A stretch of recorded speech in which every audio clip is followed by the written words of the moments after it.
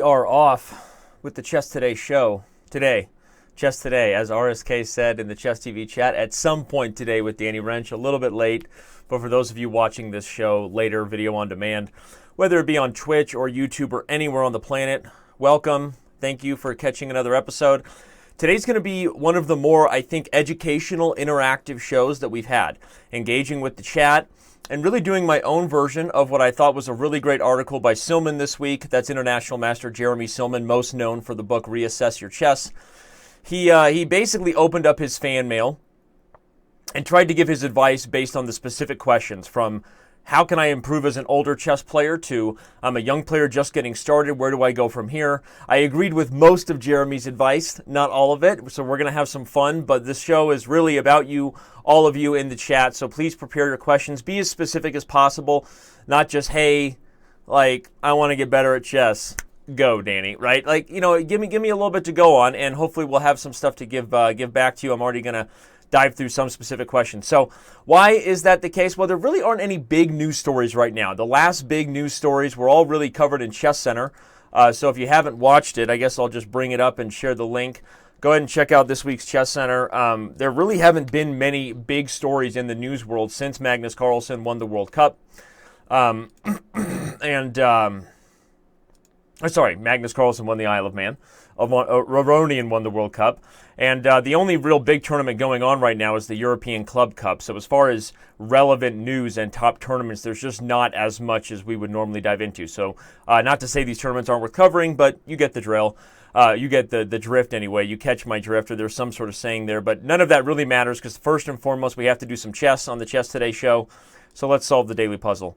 It is a Friday, which I have my coffee here, and the daily puzzle is up. Okay.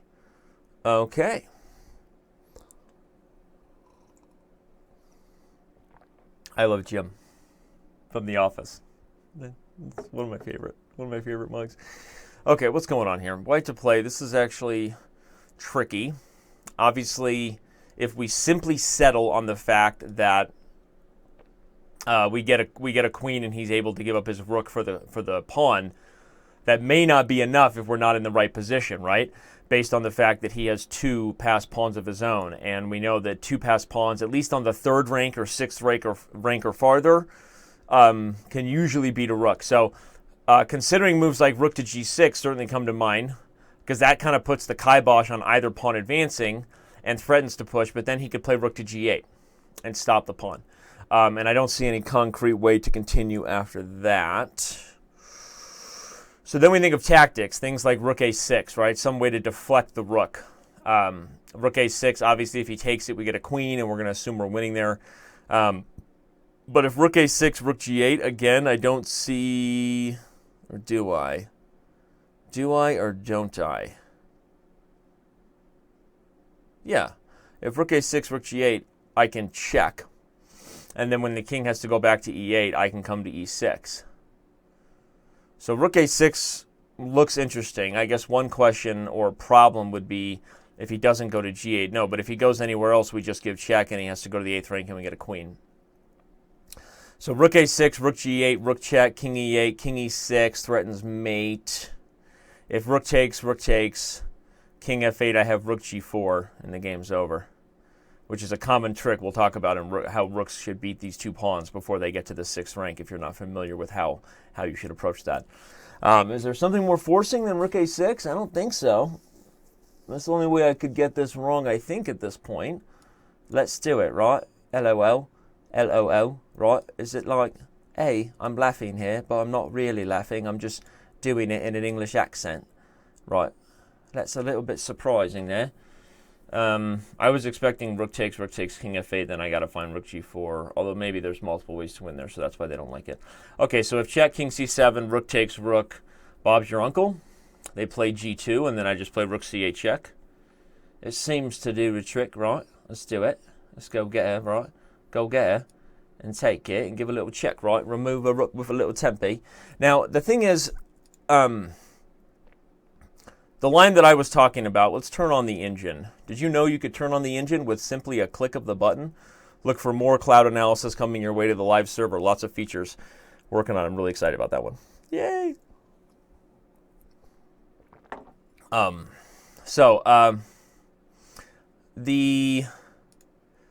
After rook a6 and he moves, like I said, if he takes on g7, I guess I was wrong because rook a is just made. So this is all just pretty forced. Okay. So this was pretty straightforward. I think most of the time on this one was spent because I was trying to be educational about my thought process and take you through what I was assessing. But rook a6 is a pretty obvious move. Try to deflect the rook right off the bat. And there you go. The daily puzzle has been solved. And so now we head back to the main topic of the day. The main topic of the day. And that, of course, is the question of, can older players improve? I'm going to check in with the chat real quick. Kamakarzov says, I think the speed of Danny's receding hairline has broken all laws of physics. I think it's probably true. I got a haircut yesterday. My baby sister does hair. So I don't know that it's receding anymore. We've established this. I was born with a classic horseshoe pattern, right? George Costanza ain't got nothing on my baldness, okay? So I was born with a receding hairline. I think it's just my head. It's like someone's like, oh, you know, does this like make me look bad? They're like, no, that's just your face, right? No, I'm just ugly, okay? I just have a receding hairline, so, you know, deal with it. But thank you for pointing that out, Kamakarzov. It's really appreciated. Let's check in on the Twitch chat. We got classic McDonald's head, that's right. Danny, you're looking hotter than my oven on full blast today. I don't know if that's usually that's a dude trolling. I don't know how many. I wish we had more ladies in the chat watching the shows, but thanks. By the way, I crushed my CrossFit WOD today. I'll flex my muscles because I'm real proud of myself. Fight gone bad. Who knows what fight gone bad is? Okay, funny story about CrossFit. So, UFC fighter, what was his name? I should probably Google that. You know, fight gone bad UFC fighter. What was his name again? It was BJ Penn. BJ Penn. Okay. I don't know enough about UFC. I'm not a UFC expert. I just play one on TV to know exactly what who BJ Penn is, but apparently he's a BA, totally badass UFC fighter. But he went and did CrossFit, and he said he wanted to have like an epic WOD. And guy gave him a really rough workout, and he asked him how he felt afterwards, and he said it felt like a fight gone bad. So there's the name. So I crushed fight gone bad today, 232 total, RX, for those of you who speak CrossFit. So here's the deal. I'm actually looking for chess questions today. I do appreciate any other questions. Is this show PG? Nothing I ever do is PG. It's usually PG-13 with me trying to have those sort of like subtle hints, like when you watch that cartoon with your kids, like you go back and watch Aladdin and realize how many sexual innuendos that the genie, Robin Williams, just slipped into the show. That's what I try to do on Chess TV. Most people hate it. I would like to think I have more haters than lovers, and that's okay. Certainly in real life, that's the case. More haters than lovers, but you know what? That's how it is. Checking in on the Twitch chat. Just want to say hi to everybody. Ariel was taken. Stadmeister. We're gonna engage. By the way, this is a 1 hour special, so we're gonna be here till 11 a.m. And then I'm gonna hand the reins off on Chess TV, and we're gonna auto host on Twitch to International Master Voja, who's gonna play a simul. So if you want to be a part of the 20-person simul against an International Master, that's starting right after this show. I'm gonna be handing off to him. So make sure you check that. We got subscribers in the chat. Sella Bethel, what's up? This isn't anything. This isn't an everything allowed. No. That was our first ever rated R Bliss Deathmatch, which I thought was pretty tame. I mean, they had a few F-bombs. Obviously made fun of Feingold's divorce, history, right? I mean, that's totally fair game. Okay, here we go. Here's our first chess question from Wilson JM1. What I should have had, instead of the fight gone bad, what I should have had is chess.com/analysis. Let's talk about some chess. So you're asking why. So first of all, the question is actually irrelevant to the answer. Okay, you can go to chess.com/analysis. I could also do an analysis board if you guys want to follow along in live, but let's just use the analysis tool. It's easier. because it's a story I've told before where I've been asked by people like, what if someone does, crazy moves on the first move, and how do I deal with that, right? Well, first of all, always control the center is the most basic principle you should know, right? Along with use all your pieces. So the real answer to that question, Wilson, is not, is there a special recipe or why do they do it? It's like, why do people, jump off? I don't know. I don't want to say anything because so many bad things happen in the world these days. I could be offending somebody, but why do people do horrible things? I don't know. You can't ask me to explain a madman. What I can say is that, like that story I've told where I was, quizzed by some newbie who thought he would trick me by playing something that's totally terrible, I reminded him that what you have to memorize in chess is the ideas, not the moves. You want to understand your goals, not memorize what you think the top players would play. So the thing is this: if somebody plays like an idiot on the edge of the board, you're going to control the center. Okay, and then depending on what they do next, you're going to bring a bishop here, which is going to hit the weakest square on the board. Okay, and depending on what they do next, you may even bring the queen out, or you'll just, if they continue to do stupid stuff, you're going to develop, and you're going to get all your pieces out. Excuse me. Whoa, that came out of nowhere. Whoa, right? Okay. I almost can't even play enough bad moves to think like this madman, right? Because I want to play knight f3. It's like in my instincts. Let's say they continue to do stupid stuff. Like, you're just going to roll them. You're just going to you don't have to do this move, but you could. You're just going to crush them with basic principles. Why is the center the most important area of the board? Because it gives your pieces more options to the rest of the board. Somebody who spends their time working on the edges of the board is not achieving anything that overall improves their position. So your goal should always be, as you improve your knowledge of chess, not to just start memorizing the Ruy Lopez because some random opening book, Your goal is not to open up or get some sort of opening encyclopedia or use chess.com's openings.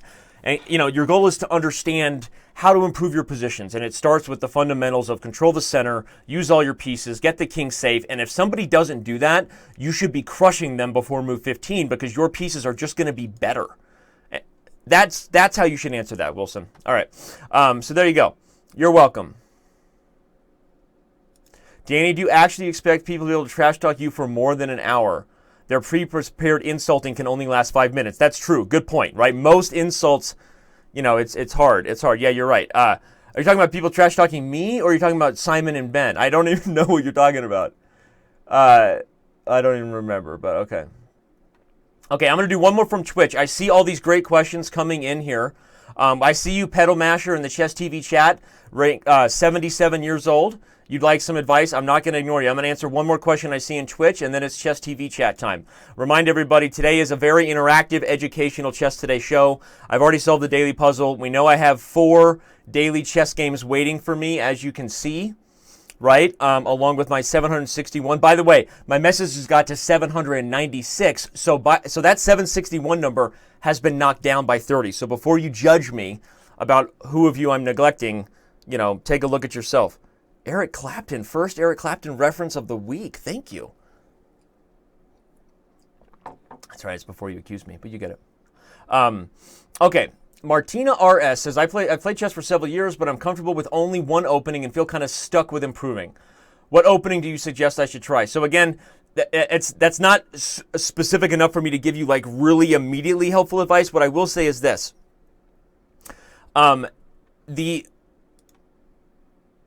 I'll answer it by giving you an answer you probably don't want to hear, okay? The opening is really not where you should be focusing if you feel stuck. One of the things that a lot of players do is they spend way too much time on their openings to start their chess career. And there's a reason for that. It's something that emotionally feels like they can control it, right? They feel like, I saw Carlsen play the Italian game, I can learn something new, and I've been there with all the chess dads with their kids at tournaments who make their kid, okay, now show me again that you know the opening. No, you missed bishops. Show me again that you know the opening. You're forcing them to regurgitate information. It's like what's wrong with our education system, right? It's informative, not transformative. Your ability to evolve quickly, okay, if you want that progression to be exponential and not just small baby steps, you have to move past the opening. Understand that likely 99.99% of your games are not lost before move 10, and that actually blunders you're making. Work on your tactics. Your lack of understanding about the end game prevents you from transitioning to a winning end game. You're missing opportunities, right? Vice versa with losing. You're trading into lost endings because you just like trading pieces. A lot of people just love trading pieces. So the thing is, like, often the place where we want to focus is the one where we feel we have the most control over, because we're all control freaks, okay? You want to focus on your opening because you think that's the problem, and actually it's not, okay? Your lack of understanding of pawn structures in the middle game.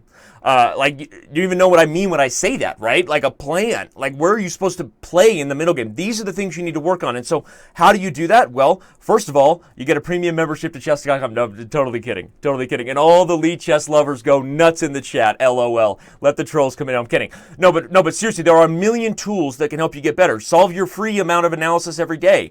Have you ever used our study plans? Chess.com study plans. Oh, hello, Uncle Sashi. You are here. Hello, Uncle Sashi, it is me. I am here to take over this advice that idiot American Danny give you. Ugly American he is. Uncle Sashi is here. So, we have this study plan that your idiot American host, Danny Rensch, along with his other idiot friends, has developed for you. And this will take you through many different stages of life. It's like, hello, I am here. I want to get better at chess, but not know how. That's where you go. Okay, study plan. It says, hey, you are not ready yet for openings. You do this, basics, and then that, and then strategy, right? And then eventually you redo and rinse and repeat like good shampoo because it feels good.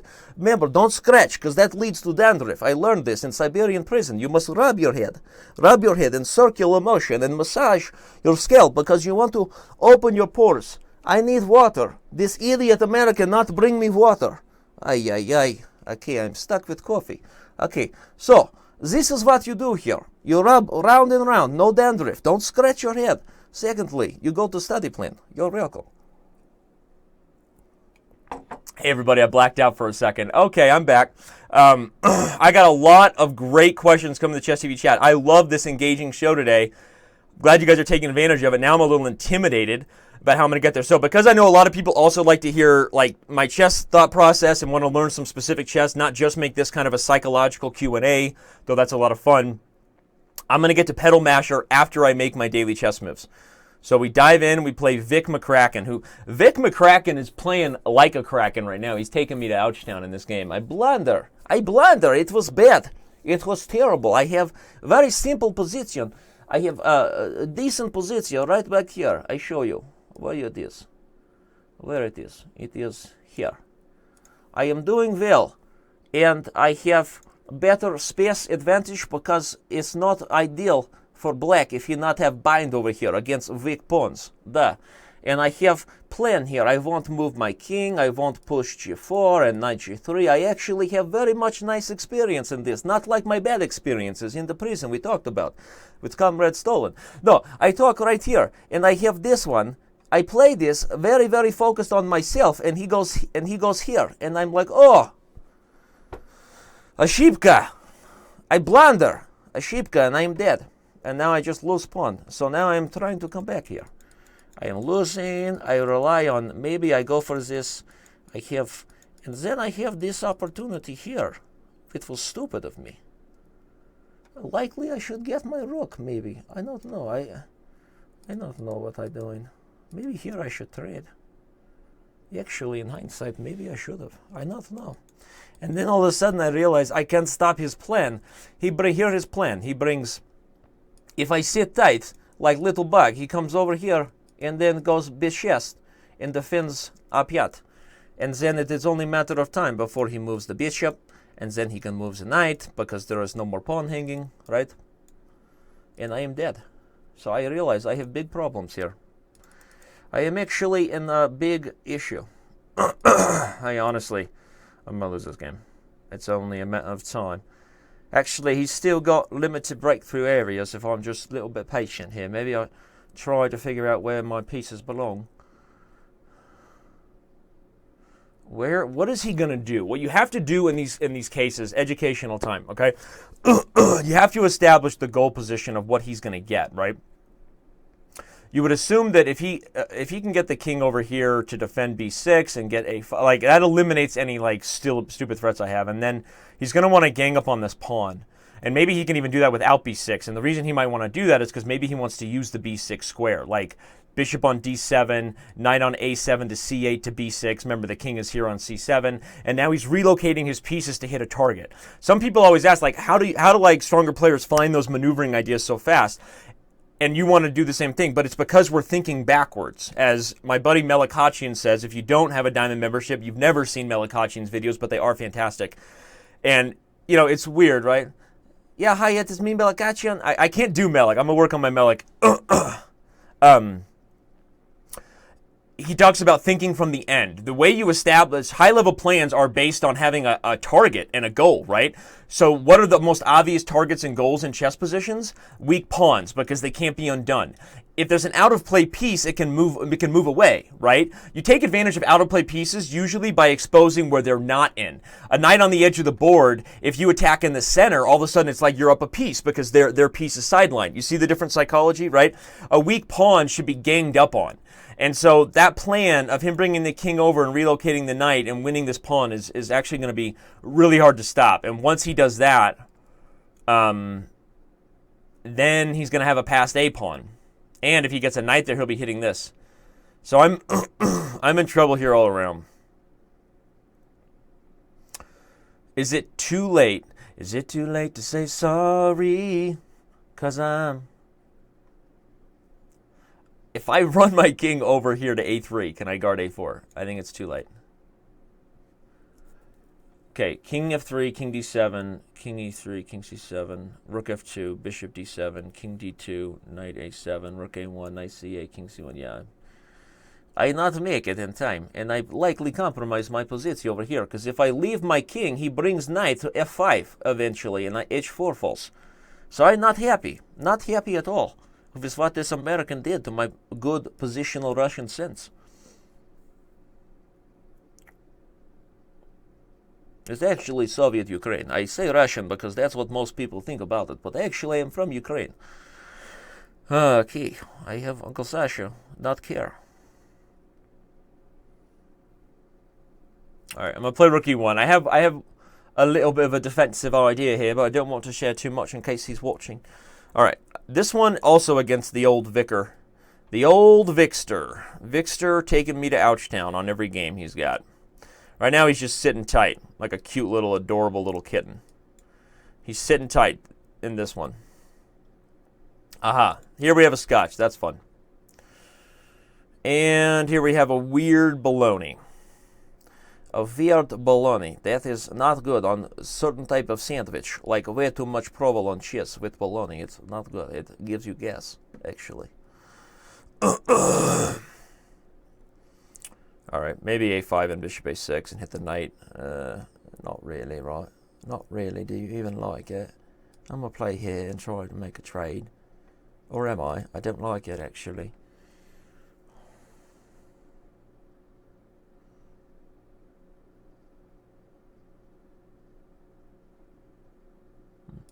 I am going to try to simplify out this position.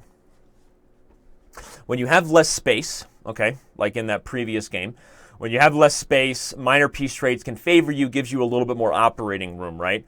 It's just that's just like a quick pro tip. Like, hey, just go write that down. Less space. I should look to trade minor pieces or change the center pawn structure. Right. All right. Here we're gonna play a Mises variation of the sketch, and now we got to dive in. Because we have had so many good questions. And again, if you're just joining the Chess Today show, shame on you. We've been rocking and rolling with all kinds of engaging interaction between the different chat rooms. If you're in the Twitch chat and you think I'm ignoring you for the next few questions, you're wrong. Twitch chat went first. I already answered some questions from Wilson, some questions from some other username that I don't remember and don't care, but hopefully it was good.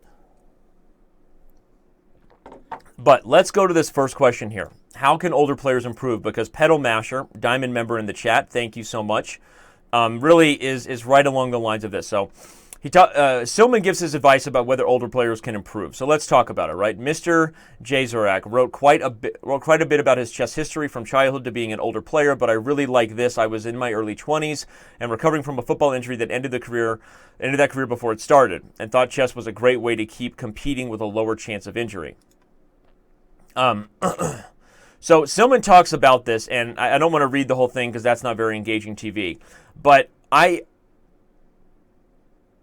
totally agree with him that, first of all, the best way to start is incrementally, is to not focus on, I'm 77, I'm 1400, I'd like to be a master by 80, right? It's not a measurable goal. It's not a truly attainable goal. It also creates a bad habit of lack of accountability because it's so far off that on your day-to-day basis, you may not actually be measuring your progress properly because you're like, oh, I still got time, right? And you can apply this to many areas of life. And as I was literally a professional chess coach, dealing with the ups and downs of many different people's careers for 10 to 15 years. And you learn a lot about psychology and dealing with people, and also I had the fortune of working with some of the best coach and trainers. And I think that chess truly is a lot of psychology, a lot of, I don't want to say mental games, but a lot of having the right mindset and focusing on things that you can do something about.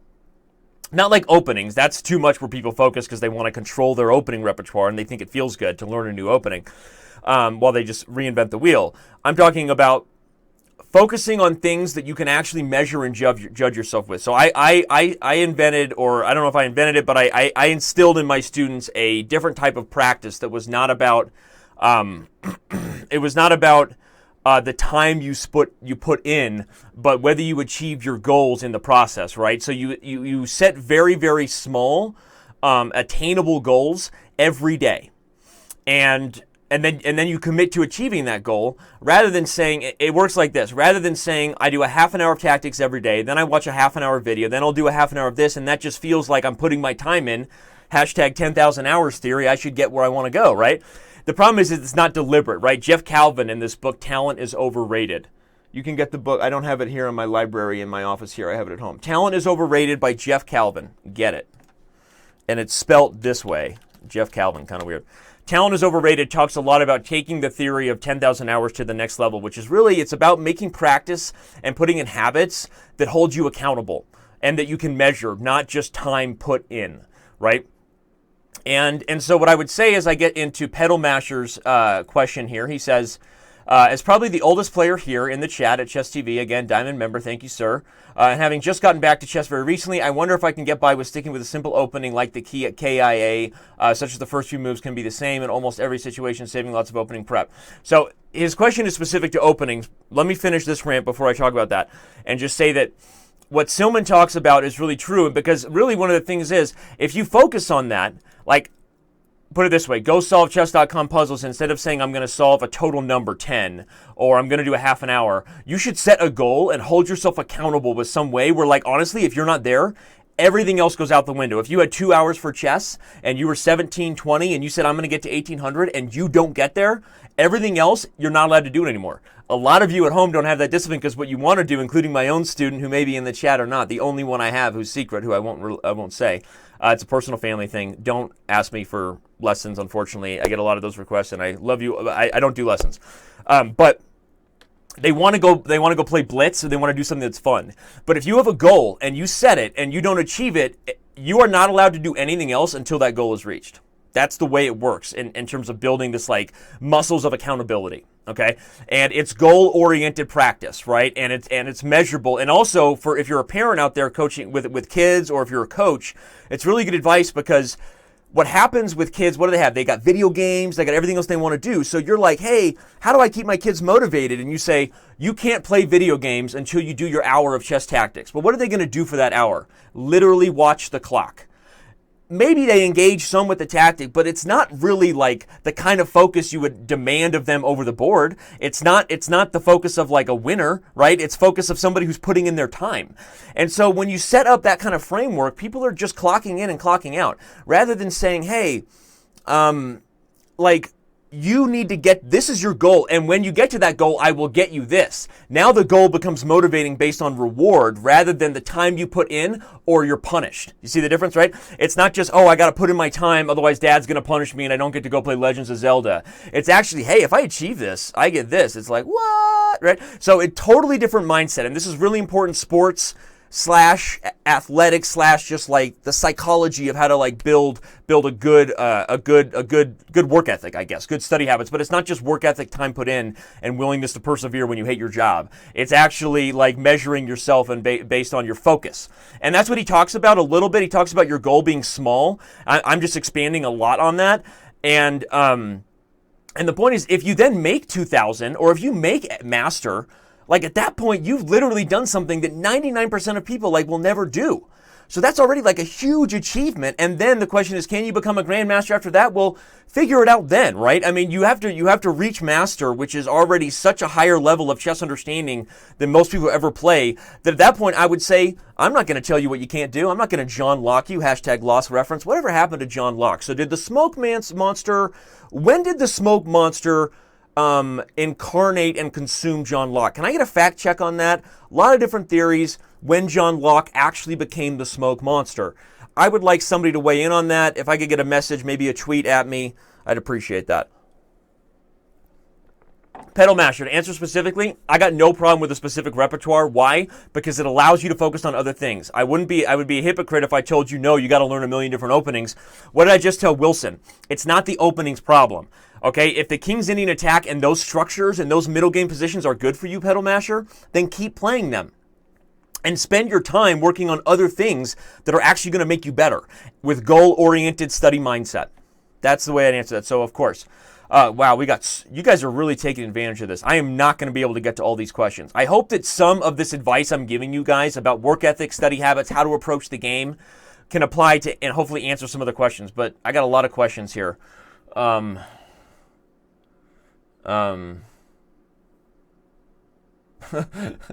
Mongrel Tiger said the best line from the death match, and I agree, it's not PG, so I'm not going to read it on air. That was LOL worthy for sure. A lot of people. Okay, Danny, this is from Ran Donor, who is also a Diamond member. Thank you, sir. Danny, do you know of any opening book authors who take the time to explain why dubious moves aren't good, rather than just saying move X is obvious here?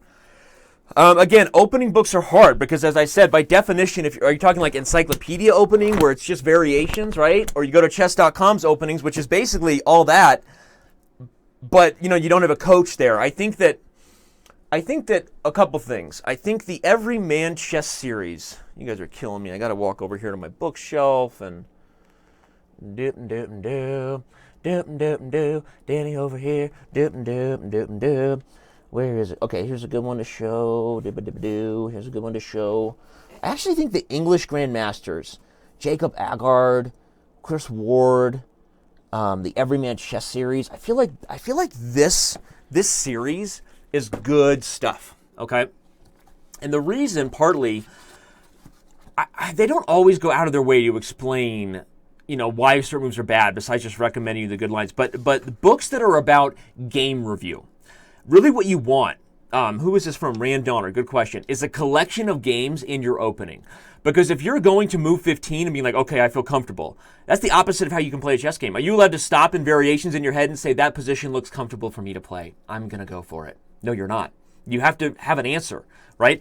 So game reviews to me are how you improve your opening repertoire. You can also pick good players. Like let's say you're a Sicilian Najdorf player. Well, you should know every single one of MVL's games in the Najdorf, and you should look for when he plays new games. This is how I answer a lot of questions from my students when I say, like, chess knowledge is so crazy. Like, honestly, let's talk about how crazy chess knowledge is, right? I mean, let's just go to the news. Our news. Like, without even diving in to... I mean, this is where I get so overwhelmed, and it actually starts to hurt my brain on a business level, because I'm like, why are we spending so much money on content? No, I'm kidding. But it's like, literally, like, we're not even diving into that. There are thousands of videos and lessons, whatever. And honestly, like, the news reports themselves with, like, a game with analysis. Like, where do you begin, right? I mean, where should I spend my time? right? What am I trying? What is the purpose of life, right? I mean, seriously, but the advice I give is pick top players who play your openings and just make the effort to stay on top of when they play your opening. That's it. If they don't play your opening, maybe you don't look at that game. Not because it wouldn't be good to look at that game. I could never look anybody in the eye and say, as a chess coach, trainer, educator, that you shouldn't look at Magnus Carlsen's games. But we're human beings. The amount of time available is limited, and your ability to consume content, when there are literally, I have like 3,000 chess books over here that you can't see. And I've given away like 10,000s that I've inherited to different, I mean, like, there's so, where to go, right? And there's literally a website with so much content, chess.com, like you literally couldn't go through it in a lifetime. So you have to find a way, again, this is the same mindset of goal-oriented studying. Who are the top players that play your openings? And you want game collections of your opening so that you can learn how the middle games from that opening occur, right? Because after the opening, you got to play the middle game, right? So the thing I like about these Everyman Chess series, I'm just going to jump to the end. One, I do feel like I feel like the Everyman Chess series is a good opening series. So you have my endorsement for that. In general, remember, I've already said many times, I am against opening books. They are a money grab, okay? The moment the books are published, the critical theoretical lines are no longer relevant. Like, seriously. So if you're getting a book to think you're on top of, like, something, like, theoretically, you're wrong. But books that go out of their way to explain the ideas in the opening, those can be useful. And the end of these books, there's a summary. Can you see it, right? It's like right here is a little summary, right? I'm going to try to let you see it. And so it goes through, right, the critical ideas and says, hey, like, every time there's a pawn on the d4 square, look for a knight to be on d5, right? Only, right? That applies to like 50 different types of positions in this opening, right? Every time you play g7, g5, unpinning the knight, the whole idea is that you've got to put pressure on e4, right? And anyway, you get it. So that's the thing. You want to look for ideas that you can apply universally to lots of different positions and structures, not memorize moves. End of discussion. Okay, you guys are just absolutely out of control with your questions. I can't get to all of these. Thank you for engaging. Okay, let's go back to the Twitch chat. Yeah, I didn't expect you guys to be able to see the summary. Full disclosure, I'm trying to give you some advice. Another one by Chris Ward that I remember reading. The Gambit series also pretty good. Gambit Publishing. You know, again, the books I've gotten on openings have been about like learning a line, like fundamentally like the ideas. And so when there was some good explanation, that's what really helped. But otherwise, you learn your openings by investing time. But again, notice how many questions are about openings when, like, not to be a jerk, but like probably none of you really need to work on your openings. I would bet you it's not where you're losing your games. It's just the truth. I mean, like, honestly, openings affect the top 0.1% of games. And not to say if you're blundering out of the opening, then probably you're not familiar with the tactical patterns in that structure, especially if you're playing that opening a lot. Like, you want to learn other things. So the thing is, it's just like, you get a repertoire, stick with it, be consistent every time. Just stick with it. You know, that's assuming you're not playing h4 on move 1. You know, go to chess.com/openings, pick an opening that you know to like move 10, just stick with it, and then focus on other aspects of the game, okay? And then as your knowledge improves of your opening, you want to learn what the top players who consistently play your repertoire are doing. Let's end that. No more opening questions will be answered today. Queens and Pawns, Diamond member, thank you, says Danny. How can I find games featuring various motifs? Like the E5 and C3 Saxon and the Sicilian. I'm not exactly sure what you mean. You want to sort games by motifs? The motifs are so vague in general. I think I'm not sure, actually. Maybe if someone knows a tool. I don't know. I mean, I would say you could check out some of the video, because the video series we have, who knows about the video guide over here on the right? So if you ever want to find a series that maybe is on your open, or if you see that we're lacking a series that you'd like to learn, you can request it. But we have like series on the opening or tactics or whatever. You know, the opening series, like 5-10 videos by an author, are designed to sort of give you ideas and kind of cool positions. And then if you think you're going to master something from watching somebody else vicariously, you got another thing coming. Vicarious learning can hopefully inspire you. Vicarious learning, if you're a really engaged listener, can prevent you from making the same mistakes that others have made. But you're not going to understand something at a master level through vicarious learning. So as much as that's me down talking like one of our premium products videos and all the videos on the web, it's just a fact. They're entertainment and they're enjoyable. And if you're focused on what the ideas are getting, they can be like a really great kickstart to you learning and opening. But you can't master something vicariously. You have to do it yourself. And I think that if you watch some of the openings series that we have, maybe you're talking about the anti-Sicilians. I don't know exactly what kind of Sicilian you're talking about, but I would say go check out that. Hack Lover, pretending to be polite for the first time in his life. I see right through that question, Hack Lover. Hi, Danny. When was the last time you said hi, Danny, and then said something really nice? Hack Lover. I'm just kidding. I'm teasing you, but not really. We know you love to troll me. You don't like to be nice to me. Okay, what do you got? Hack Lover says, hi, Danny. I'm really terrible at endings, especially humility. Way to go, Hack Lover. I got Uwe's ending book to help me improve. Are there some quick pointers to help me improve rook endings? Have you watched my rook ending series? That's my diamond member shot at you, Hack Lover. Okay, rook tips to knowing rook endings. Rook endings are talked about a lot. I mean, seriously, Hack Lover, all jokes aside, I'll stop razzing you. So rook endings are a very technical aspect of the game where you have to learn like the critical positions. Do you know Lucina, Philidor, king on short side, rook on long side, Lasker's rook ending defense? Do you know those positions like by name if I say them? You've heard basic things like rooks always go behind the pawn. Whether you're trying to advance a pawn or trying to defend, you want your rook behind the pawn. There are a lot of things like that that can be applied on a practical level, but a lot of rook endings you really need to dive into the technical stuff, which is why, jokes aside, like if you're not going to watch my rook ending series and then the series that came after that, let's see here, the end games. Endgame, rook and pawn endings, but it's actually 2 video series squeezed into one because we drop actually 3 video series. After you watch my videos, then you watch Melikachian's follow-up, then you watch Yermolinsky's follow-up. It's actually a very good recommendation. So seriously, I could tell you, like, go buy John Nunn's rook ending book I'm looking at, or you could upgrade for 1 month diamond membership, and you could watch all of these videos in a month, and it would be like $9 or something. Honestly, that would be better for you. And I'm not even kidding, as long as you make notes. So, like, rook endings are hard, dude. They're really hard. And you have to dive into them. Like, you got to know the positions. So, as much as that sounded like a shameless plug, like, you're asking me advice. I don't know what of the better advice to give, besides you got to dive into it. So, Bobby Toparov says, other than Zurich 1953, the Chernoff books, and Fisher's 60 Memorable Games, what game collection books do you find the most instructional? Any game collection books of like a great champion of all time, right? I read Russian, and I know you guys think I just act like a Russian accented idiot, but I speak Russian.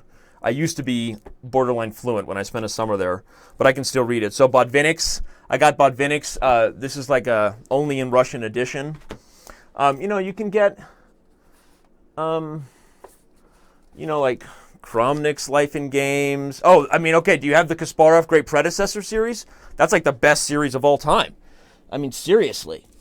I mean, Garry Kasparov's My Great Predecessor series, Gary is good at everything. Like, best player, I mean, honestly, as an author, these books might be his greatest contribution to the chess community. The My Great Predecessor series by Garry Kasparov. Phenomenal. It's perfect. They're the best books. Okay, let's go back to the Twitch chat. Chess TV chat, you guys have overwhelmed me. All right, well, let's go do some chess. I know we've only got about 10 minutes. This was a lot of fun. Hopefully some advice that sticks with some of you. I notice our viewership's a little down. It's actually not as popular. I think most of you guys actually don't want to learn. You just want to watch me like play blitz and solve puzzles as much as you say you don't. That's interesting. I don't know, or maybe it's just a Friday. But this doesn't seem to be holding a lot of viewers. Hey, Danny, from Nakamura Army in the Twitch chat. Hey, Danny, do you think engine learning has pushed the Sicilian a little out of vogue? It seems that's a really good point. Here's what I think. I think engine learning, being super concrete and being able to solve variations deeply, has prevented some of the sharpest openings that, like, you could challenge. If you just felt like you were a better calculator like Garry Kasparov and he was just better prepared than people, I'm going to go into the sharpest stuff, knowing its risks, and I'm going to outwork you, right? Now with engine prep going so deep, if the line is dubious, the engine's going to tell that person, they're going to know, and they're going to bust your butt, right? You can't do it anymore. So, yes, I think, I wouldn't say this is silly, and MVL still plays the Najdorf. I think, I'll put it this way, non-flexible positions. The reason why E4, E5, right? I mean, like, what happened to the news I had open? I forget. The reason a lot of E4, E5 is like the most in vogue, and other different D4 openings that offer like flexibility in the structure so that you can outmaneuver and outplay your opponent, right? This is where Magnus Carlsen and Vishy Anand and this, the best players of this generation have really helped change the game. Vishy is a little more concrete in his prep and has really like, but Magnus specifically has just outmaneuvered people his entire career, and showed that computers can't prevent him from winning games. There's other good questions in the Twitch chat. Pawn Crusher. Sorry, I missed your question. Just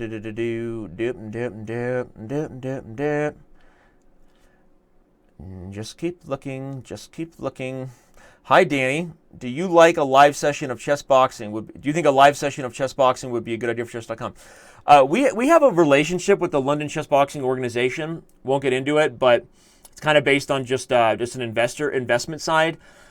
I don't know. What do you think? I mean, you're the viewers. If we hosted something like that, would you watch it? I'd like to know, all of you right now, yes or no, would you watch a chess boxing thing? Because we haven't been super gung-ho about it because it's not really our market. But, we do have a little bit of work with them. Brother Josh in the chat can actually respond to that. I think we're planning to host something.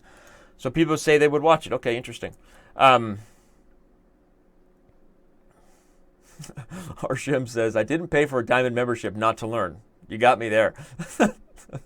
How to prepare for a tournament from Dupe and Doom. I'm not going to pronounce your name. Play the computer. Seriously. If you play a computer and let it destroy your face, right? If you play the computer as hard as that is, and maybe do it this way, guys. Start at level 3 and beat it, and then jump up and jump up, jump up. I've actually beaten every level of our engine besides level 10. And it's like been really a lot of hard work. I've never beaten level 10. If you beat the computer, I'm not going to beat it now casually. It takes a long time. It's great work because computers are ruthless and they are shameless and they will just absolutely embarrass you. All right, so before the show is over, let's go make a couple more daily chess moves. I want to make sure that Voja is ready. I am Voja. Again, if you are not on chess.com or in the chess.com live server, go there now. Be in the Chess TV chat, I think. We're going to be auto-hosting his stream to Twitch TV/chess. But if you want to get paired, Brother Josh will be around to support the show and get some games started. So if you want to be involved in the match and play in IM, he's looking to play 20 players today. Kind of a fun little thing we're doing. I'm going to play the mainline Mises against this guy. The mainline Mises. Okay, let's go play one bullet game. Let's do it, right? It's like, hey, right, do it. Yeah, right. I let my coffee go cold. You guys are terrible friends. You're like, hey, Danny, drink coffee. You're letting it go cold again. Okay. Danny, we're not your friends. Oh, I know. I'm kidding. What do I got? Ooh, I have a very nice player here. This is very good. Okay. A blunder. Okay, he not see. That's good.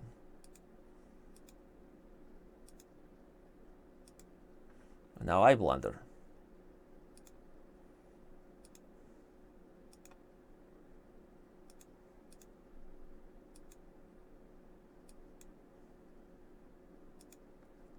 PSAC. Fine.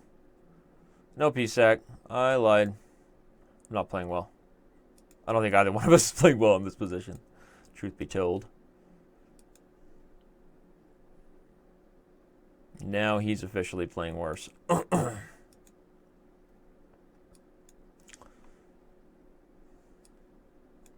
Yeah. This just got real ugly for him. I can take him with a piece. I guess I will.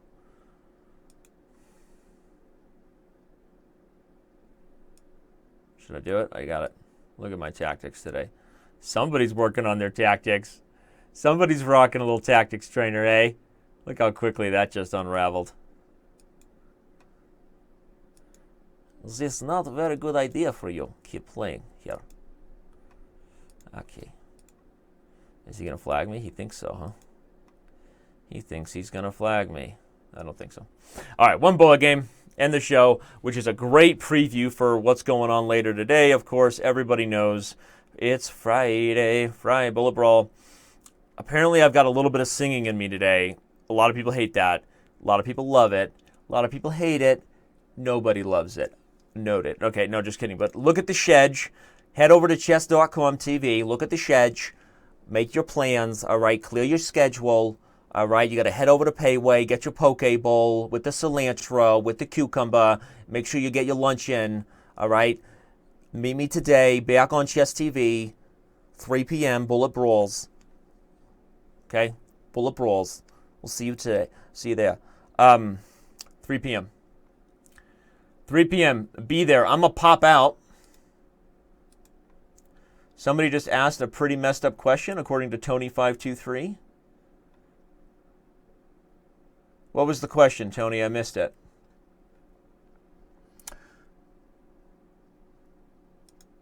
I have no idea what the question was. Okay, so the show with Mr. Voja is about to start. Don't go anywhere, please.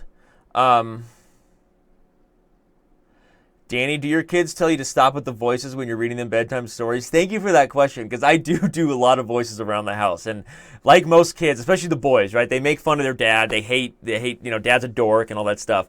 But they walk around trying to do English and German and Russian accents a lot. The girls think Uncle Sasha's hilarious, which is a little creepy, right? They're like, hello, ladies, I'm here, I'm Uncle Sasha. And they're like, oh, Uncle Sasha's here. It's a crazy household, honestly, in my house. It's nuts. We've been playing Clue lately. For those of you who don't listen to my podcast, please go listen to it right now. I'm going to do a quick plug, because it's my only, I'm not really a good podcaster. I just have fun with my buddy. Go to blunders.fm. Blunders.fm. And you can subscribe to our podcast, download it. You can check out some past episodes. There was a new one just released yesterday. But I was saying, I've been really into Clue lately with my kids. And I just like destroy them, right? Because I'm like grandmastering this. I'm like feeding I'm like feeding false information into the chat, into the game, right? Like I go to a room and guess all 3 things that I have. And so they're sure at least one of them must not be there. Right? And I just love it. I love Clue. That's what we're doing in the Rensch household these days, along with different accents. Yeah, it's a lot of fun going to Disneyland with this guy. Just make sure you tell my wife that. But peace out, everybody. Thanks for being here. Again, International Master is Voja. I just say Voja because I don't want to remember the rest of his name.